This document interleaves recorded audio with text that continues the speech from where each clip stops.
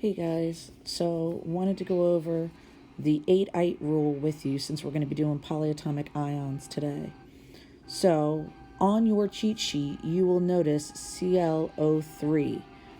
All of your cheat sheet has the 8. So everything on that cheat sheet says 8. To get to anything else, we have to base it off this 8. So chlorate is there as ClO3 with a -1 charge. I know if I add an oxygen to it, it doesn't change its charge, but that makes it per8. So in this case, chlorate becomes perchlorate. If I lose an oxygen, so I only have 2 oxygens, I still have that negative charge, so the charge doesn't change, but I become ite. So this becomes chlorite. If, once again, I always go from 8 because that's what's on my cheat sheet. So if I go down 2 oxygens, I become hypoite. So ClO with a -1 charge becomes hypochlorite. So let's see how this actually works with what we're doing.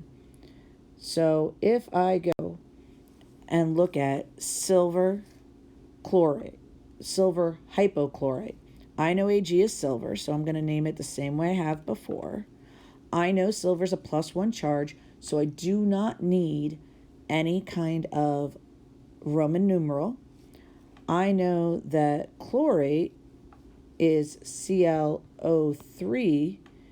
This is ClO with just a 1, so I've lost 2 oxygens. So I become hypochlorite.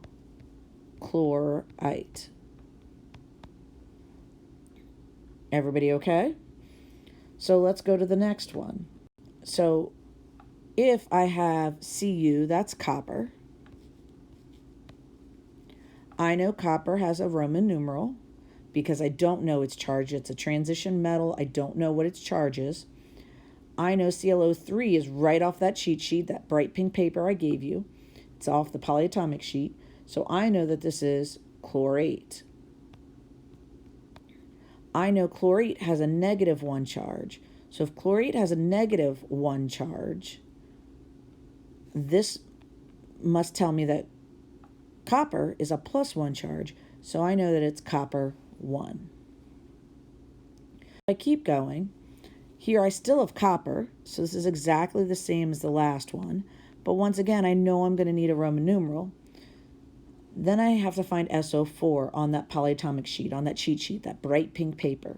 So I know that this is sulfate because it is straight off that paper. I don't have to worry about my 8-ite rule. So I know that this is copper 2 sulfate. And how do I know that? Because sulfate is a -2. That means copper is a +2 to even it out. All right, one more example. This becomes one of the hardest. I just have to keep thinking the same way I've done all the others. So I know magnesium is Mg. I know that it's a +2 charge. I know hydroxide is OH. It's a -1 charge. So I need to bring this 2 down here. But I don't want 2 hydrogens. I want 2 hydroxides. So I need to put parentheses around it to bring that 2 down. And of course I bring my 1 down, but I don't really need to write that. So I know this is actually Mg parentheses OH2 for magnesium hydroxide. So anytime that I have something off the cheat sheet and I have to bring a charge down and put it next to it, I need my parentheses. All right, good luck today.